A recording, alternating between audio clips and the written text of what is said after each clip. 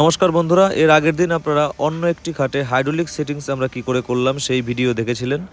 আজকে হাইড্রোলিক সেটিংসের পর কি করে সেটা আবার খুলে রাখবেন, মার্ক কি করে করতে হবে সেই বিষয়ে আপনাদেরকে জানিয়ে দেব। সেটিংসের পর আপনারা যদি ঠিকঠাক মার্ক করে না রাখেন তাহলে পরে আবার সেটিংসের সময় কিন্তু অসুবিধা হবে। দেখুন, আমাদের কিন্তু এখন সেই কাজটাই চলছে। আমরা কিন্তু প্রত্যেকটাতে মার্ক করে রাখছি কোনটাতে কোনটা সেট হবে, এগুলো কিন্তু অবশ্যই করে নিতে হবে। এই খাটটির সঙ্গে একটা ড্রেসিং টেবিল রয়েছে, দুটোই কিন্তু আজকে ডেলিভারি হলো। ডেলিভারি ভিডিও আপনারা অবশ্যই আমাদের ফেসবুক পেজে দেখতে পাবেন। তার আগে কিন্তু আমরা এই খাটটিতে কি করে মেশিন স্প্রে করলাম কমপ্লিট পালিশ হওয়ার পর ভিডিও কিন্তু আমি নিয়ে আসবো। ভিডিওগুলি দেখার জন্য অবশ্যই আমাদের ফেসবুক পেজটিকে ফলো করে রাখুন। আর যাদের প্রয়োজন তারা কিন্তু এই ভিডিওটা শেষ পর্যন্ত অবশ্যই দেখবেন। কোনো প্রশ্ন থাকলে কমেন্ট বক্সে কমেন্ট করুন, আমি সেখানে উত্তর দিয়ে দেবো। আর আমাদের সাথে কথা বলতে হলে ভিডিও স্ক্রিনে দেওয়া হোয়াটসঅ্যাপ নাম্বারে হোয়াটসঅ্যাপ SMS করতে পারেন। ধন্যবাদ।